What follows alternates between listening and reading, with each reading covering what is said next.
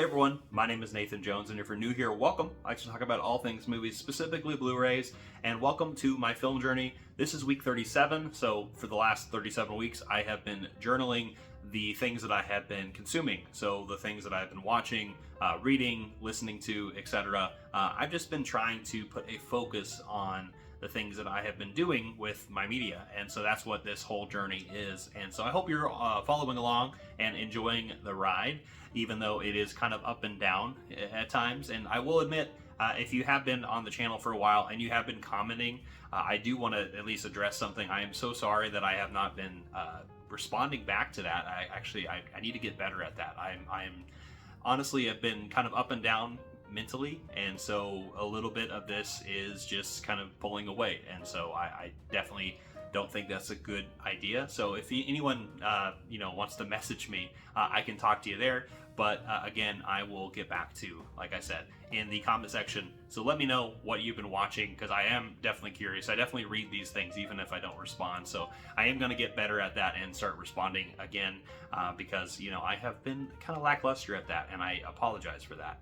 But besides that, I have had quite a busy week. I have not been reading that much this week. I have been reading chapters out of the Let Them theory and listening to some good music. Some new Death Heaven is kind of been my prerogative as of late, but I've actually been consuming a lot of TV and a lot of movies. In fact, I even got some things in the mail that I am really, really excited to share with you. In fact, let's actually start off with that. Let's start off with the things that I have picked up. There's actually some that I have already watched, because I'm actually going to start picking things up as I get them and try to watch them within that week, or at least try to. So I do have a couple of things here, a couple of things from Amazon, just mainly because I have been on a Scooby-Doo journey.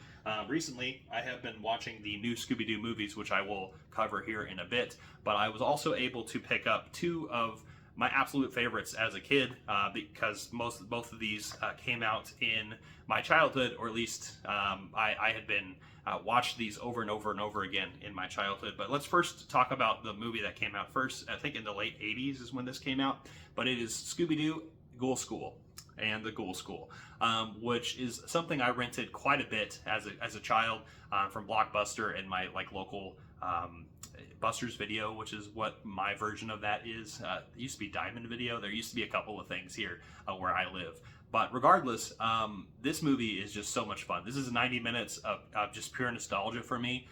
It's really cool because you're seeing Scooby, Shaggy, and Scrappy kind of going on an adventure to this school that actually has ghouls. So these little girls who are all like the daughters of these famous monsters. So like Frankenstein's monster, we have Dracula, the Wolfman, the Mummy, etc. And then there is an evil villain on the cover as well that I really, really enjoy. And at Preparatory School, it's a cool mishmash here, and it definitely delights in terms of kind of the comedic side of it. Obviously, it's joining with Scrappy-Doo, so it's just a fun time, and I was really happy to get this again and have it on my shelf finally. I'm surprised I didn't have it at this point.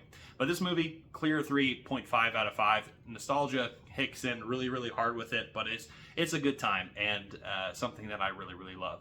Now, this next one is a double feature, still with the same company, with Warner Archive actually put these out, but it is Scooby-Doo on Zombie Island, and then Scooby-Doo Return to Zombie Island, which I will talk about less because it's not that good. But Scooby-Doo on Zombie Island, holy moly, what a first movie, I would say, from my childhood that actually gave me nightmares, because this movie is really, really well done. And it kind of combines the original Scooby-Doo, Where Are You, from the late 60s and the early 70s, and puts it into a modern 90s context, because I think this came out in 98, something along those lines. But I just really love the music. I also just really love the stylization, because I think it's definitely very reminiscent of those 60s style, but then at the same time, has that added depth where you actually have animation that's moving and not kind of just this maybe 2D animation, where that's kind of where the old style was definitely a lot more prevalent. But the other thing about this is it introduces some real monsters, and it has real monsters in it, which I think is really, really cool. It scared me as a kid. Again, like I said, going back to Ghoul School, very opposite of that. Ghoul School, more comedic and more fun, lighthearted. This one, actually pretty scary. in my eyes. Obviously, 30-plus-year-old man, so this doesn't really scare me now, but I just really, really love and dig this movie. In fact, if I would ever give anyone like an idea of like what to do with Scooby-Doo, I would tell them to watch a few episodes from the original series, and I would show them this movie to introduce them to the world of Scooby-Doo, because it is just, it's that good. This first movie is one of the best, and I would give this movie like a 4.5 out of 5. That's how good this movie is. I love it. Nostalgia definitely is kicking in here, but at the same time, I think it's a really, really well done film on so many different reasons. Besides that, we have Return to Zombie Island here, which came out, I think, 2019, something along those lines. Not that long ago. Honestly, kind of forgettable. Definitely more on the comedic side. Definitely returning to Zombie Island, as the name suggests. But, it's the modern context of Scooby-Doo, which I will admit I'm not super familiar with. So there are definitely a different lot of iterations. In fact, this whole exploratory thing with Scooby-Doo and then watching what new Scooby-Doo movies, this has been really fun. So I'm actually kind of going to dig into the different various iterations of Scooby-Doo, and I think probably join into that. But this movie, probably like a 2 out of 5. Not that good, but it's still a fun time because it's Scooby-Doo. Moving on from there, we're going to talk about some films that I got from Orbit DVD that I haven't actually been putting in very many orders as of late, and with the state of the world and the economy kind of going all up and down, I got this a few weeks back, and so I ordered them a few weeks back, but I'm finally happy to have them, and also just to have them from various different labels. But these are all from the UK. These are all, I think, all region locked, unfortunately, so except for the 4Ks, of course. 4Ks you can play on 4K players. But let's talk about a few of them. Let's talk about Arrow Video. If you've been following along, I have been on a Quentin Tarantino kick. I have been watching Kill Bill, the Jackie Brown films, because I just recently upgraded those to 4K, and those have been a delight and a really nice treat to kind of just jump back into those worlds. Well, I also upgraded another 4K from Tarantino, and that is Inglourious Basterds. And I got this cool edition right here, the 4K limited edition here, that has so many things in here that I have not even touched besides the film itself. So I have rewatched the film on 4K, which is a delight. There's just such a great cast in here. Christoph Waltz probably takes the cake as probably the most, slimy, villainous, but also like just charming villain in one of Tarantino's repertoire, I suppose. Brad Pitt's hilarious as well. There's the Bear Jew, which is also a great kind of nod to how much Nazis should be beaten up. That's what I'll say. Nazis and things along those lines should not be tolerated, even in the real world today, even if they're outside of Germany, right? That's all I'll say about that. But regardless, this movie right here, the 4K looks great. I really enjoyed it. Like I said, I haven't really dug into the special features, but there is quite a bit. There's a 2 discs here, 2-disc, 4-disc 4K edition. There is the box set itself. It actually has this cool, almost, I think it's like a coaster, La Louisiana Tavern, which has a really great fight in it. It actually has a poster right here of the original art that was for the film, which came out all those years ago, not that long ago. And then they also has a booklet, which kind of is stylized like a magazine from this time period in the 40s, 1944 edition, volume 6. But yeah, it has kind of just a breakdown of the restoration, along with the cast and crew and the people who were involved with the making of this movie, and then also just the appreciation of it. And then there is the film itself on 4K, and then on 4K we actually have 2 discs here. We have the 4K and the Blu-ray, and then there's some postcards in there too, which you can get as well, which, postcards are everywhere with every release. But this movie is a solid, probably 4.5 out of 5. It's one of those movies that I just appreciate and love more and more as time goes on. There's so many incredible scenes in this movie, from the opening shot with Christoph Waltz interrogating and eventually meeting Shoshana, and then also the bar scene that I had just mentioned, on top of the finale at the theater, which I won't spoil if you've not seen this movie. But man, oh man, is this a fun time. And I'm just getting back into Tarantino a little bit, which has just been really, really kind of a delight, even if it's trite and kind of obvious. But yeah, great release on 4K. Super excited to have it. Arrow Video, great time with this one. All right, on top of that, I also was able to get a couple of other 4Ks upgraded. One is one from the BFI that I'm really excited to rewatch because it's been some years since I've seen these movies. It's from one of the best directors of all time, Akira Kurosawa, and I finally got Yojimbo and Sanjuro from the BFI, which I have this on Criterion. I will still keep those. I believe that they also upgraded them on 4K from the Criterion collection, but I decided to get the BFI release. That's just because I don't know why, but the BFI has been really wowing me as of late, and it's just really nice to have different restorations and kind of just different tones for this. But regardless, I haven't seen this just yet, but I love these films. Obviously, this was a really big inspiration for Sergio Leone and his own $3 trilogy for a few dollars more wow, I'm just blanking. Good, Bad, and the Ugly, and Fistful of Dollars. And I said those all in backwards order. But regardless, especially Yojimbo, which is like a Fistful of Dollars, like the first film. But here it is. Anyway, there is the 4K itself. It also has a booklet, which I'm excited to kind of read about, just kind of get my mind back into it. But yeah, it just has the 4Ks of Yojimbo and Sanjuro. Nothing too crazy and special in here. There are definitely some new things going on with this, with a 4K restoration.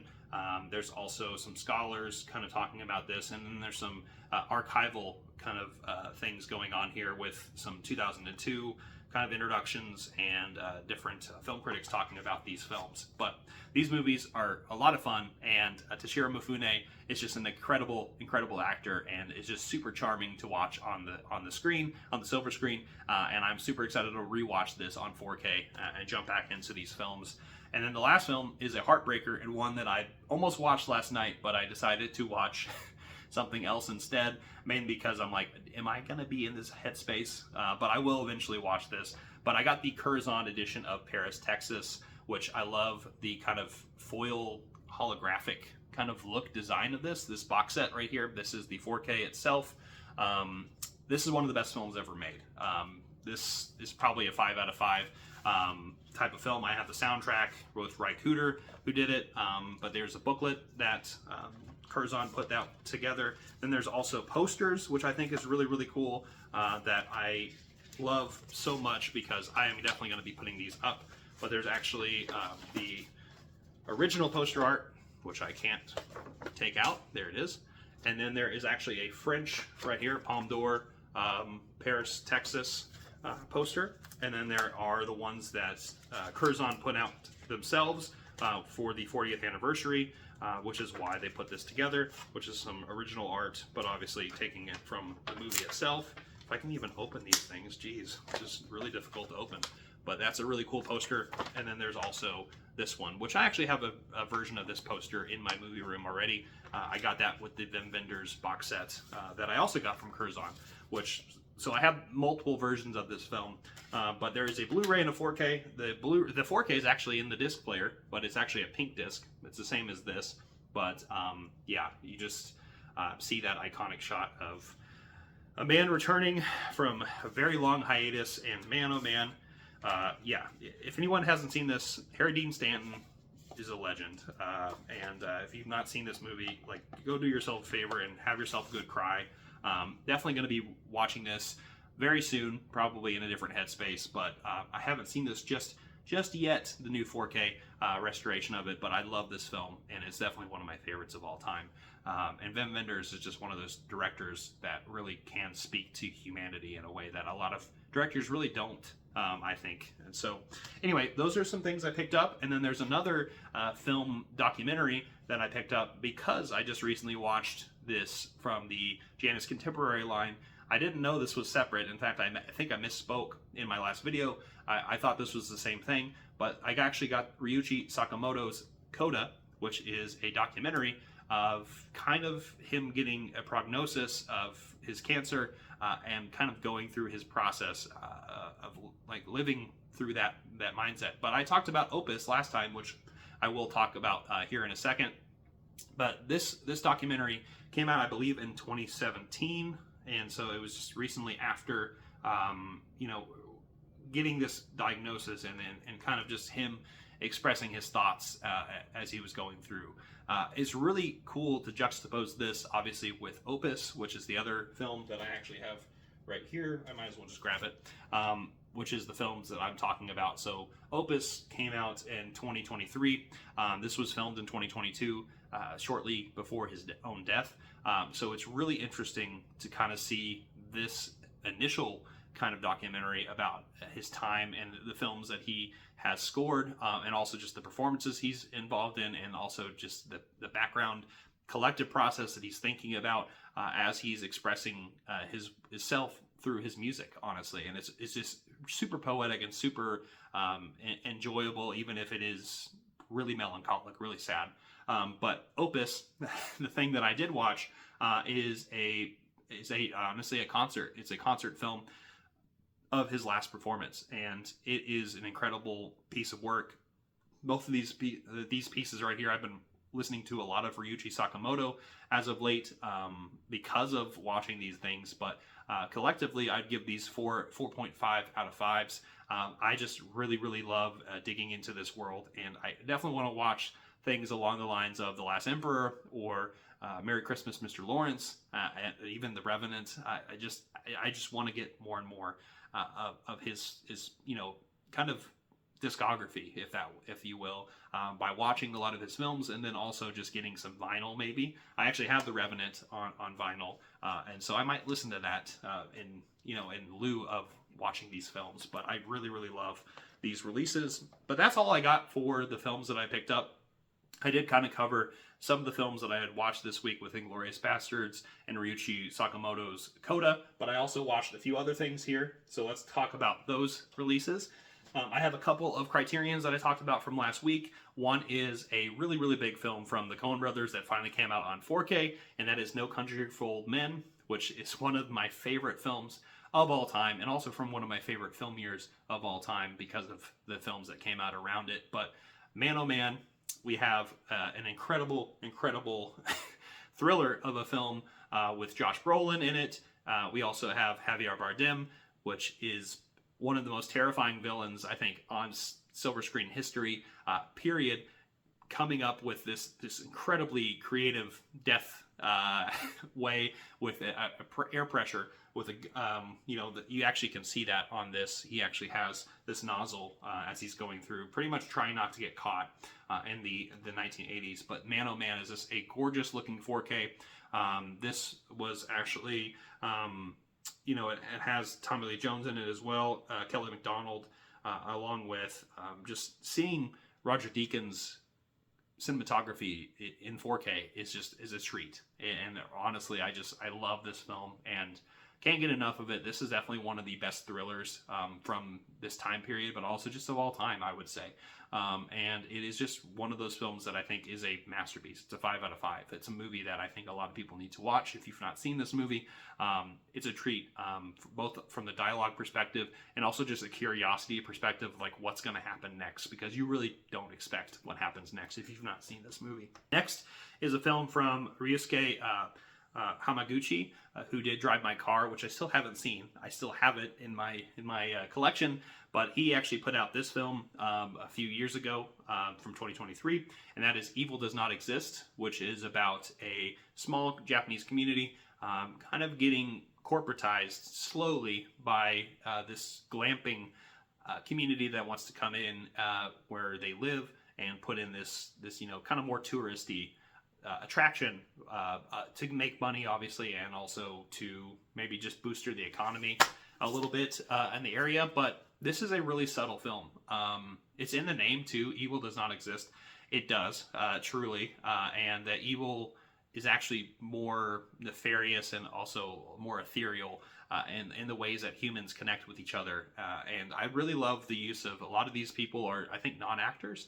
And a lot of the people who are involved in this community actually were kind of like put in this situation to where it's almost like a documentary of sorts. But obviously it's fiction, but it definitely reveals something that is actually happening in society today as we're kind of putting corporation, ideas of capital over just kind of living a life in solitude or away. I hope that makes sense what I'm saying, but this movie, I think I need to revisit it.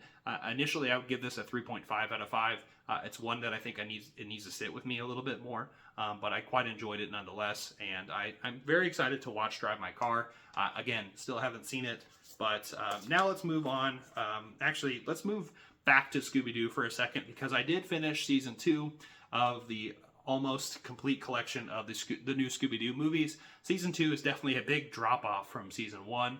I definitely think Hanna-Barbera at the time was like running out of ideas, or at least they were trying to create so many different ideas for these different shows like Genie, Speedwagon. There's just all these different things that are pretty much different iterations of Scooby-Doo, and then kind of mashing them together and putting them in these situations as they're kind of going through the normal routine of there's villains, they're dressed up as goblins and ghouls, and they're going to have to be caught from either the new group of people along with the mystery gang. But it is a fun time nonetheless, and a really cool time capsule to kind of go back and watch this kind of transitory time for Hanna-Barbera, but also just cartoons in general, because cartoons like just exploded. Hanna-Barbera, like I said, had all these ideas. A lot of them did not stick, but I thought it was really interesting to kind of seeing that together with all these different characters, with Don Knotts, Batman and Robin, Davy Jones, just to name a few. But Sonny and Cher is actually one of my favorite episodes. I think it's one of the best ones. Harlem Globetrotters are in like 3 of them. But yeah, it's a fun time. I'm glad I have this. I do wish the Addams Family one was on here, but I digress. Now let's move back to some movies.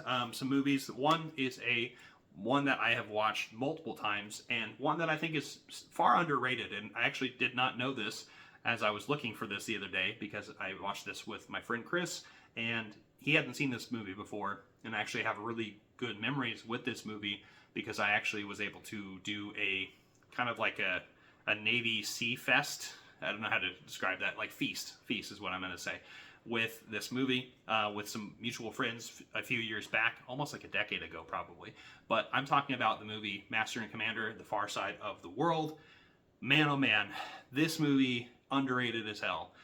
One that I don't think is talked about enough. This is like one of the best adventure films, I think, of all time. So the cast and crew are incredible in this film. We have Russell Crowe as the helm, as the captain. We have Paul Bettany in here.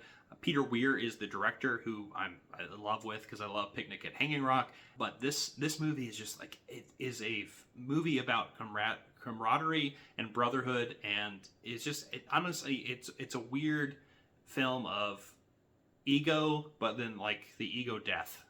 It's really cool kind of seeing the lives of these people who are in these situations where they're thrust onto this ship with a lifelong service, and seeing them kind of dedicate their lives to this I guess this war, but also to the ship itself and to each other, and whether it's for good or bad, it's just really, really cool kind of seeing that. And I think this movie has a lot of depth that I think is missed probably in a lot of the modern blockbusters of today. There's definitely some errors with this movie, I think, in terms of like the action. I think sometimes it's a little murky because there's a lot of smoke and there's a lot of gunpowder and cannons going off, but so it's kind of hard to tell what's going on half the time in those sequences. But regardless, the background of this movie is just incredible, and I think Peter Weir did an incredible job. I think this is one of the best Russell Crowe performances out there, like just period.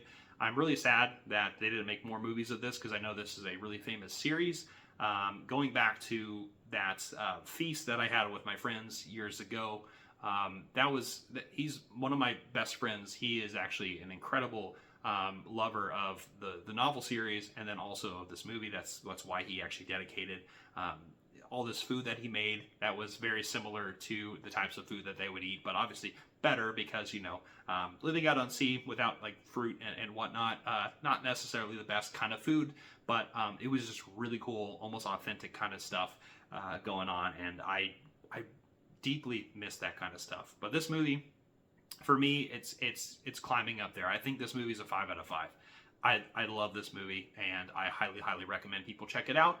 This movie is out of print, unfortunately, so definitely try to find a way to watch this in some way, in some manner. All right, so now let's move on from Master and Commander to a film that I got a few months ago that I finally got around to watching. It's a horror film from the early 2000s that I really enjoy, about the London Underground, and if you ever missed The Last Train, it's the movie called Creep.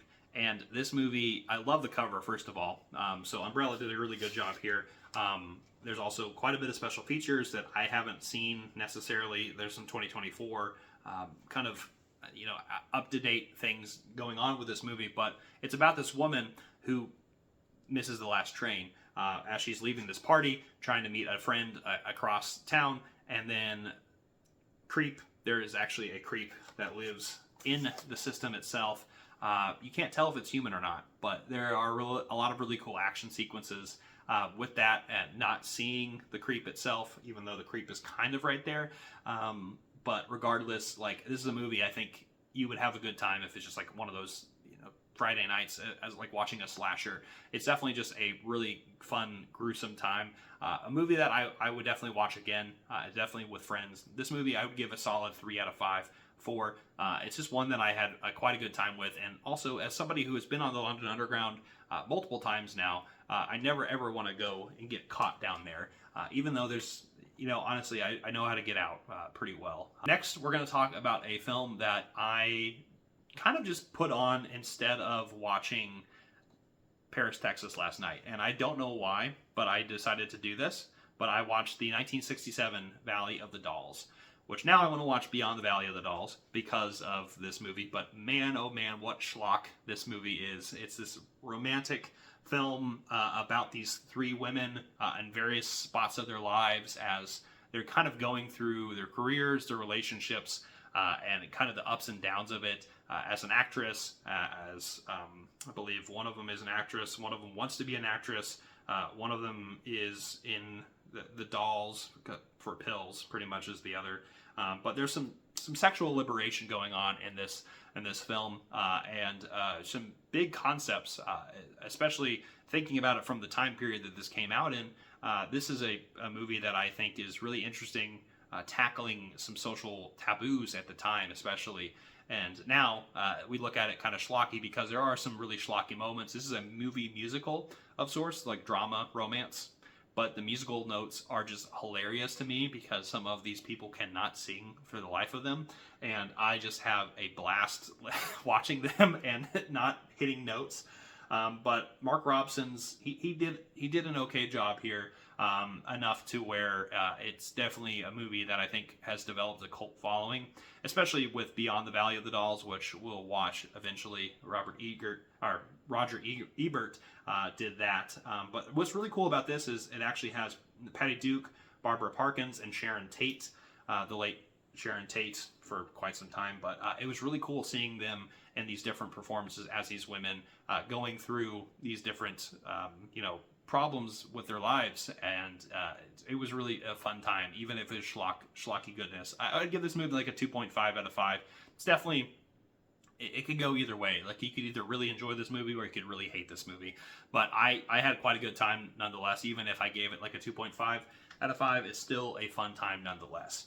Now I'm going to talk about the next kind of couple of weeks, something that I decided, because I have been watching things that I've been picking up. One thing that I got recently was Cirque in Germany, which I'm actually currently watching right now.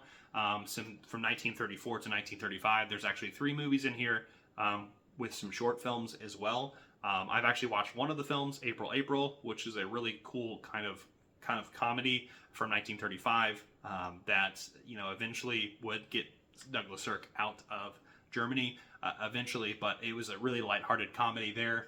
And I watched a few of the short films in here as well. 2 Greyhounds, about 2 friends developing this guy as trying to get money. 3 Times Before, which is about in the Imaginary Invalid, which I haven't seen yet, but 3 Times Before actually has 2 versions on here, which is about a couple trying to get through a divorce, but in a very comical way. But I've enjoyed them so far, but this has got me thinking about Douglas Sirk films because I am a Douglas Sirk fan. I actually have 3 of his films right here on Criterion, which I will be watching. These are the films that I have right here: Magnificent Obsession, All That Heaven Allows, and Written on the Wind. Which, fun fact, I've actually only seen All That Heaven Allows, and I've seen that movie a few times now, and I really, really love it.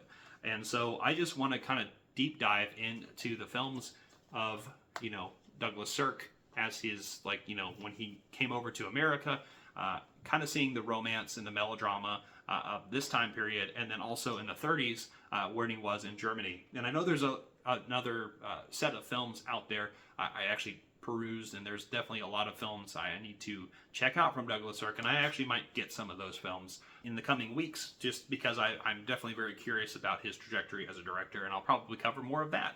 And hopefully I can stick to a schedule of talking about a director. But with that being said, I was able to watch quite a bit. I would love to know in the comment section down below what you've been watching for the weeks, and also what you've been picking up. I would love to know if you are scaling back a little bit, because obviously in this economic situation right now, it's not necessarily the greatest.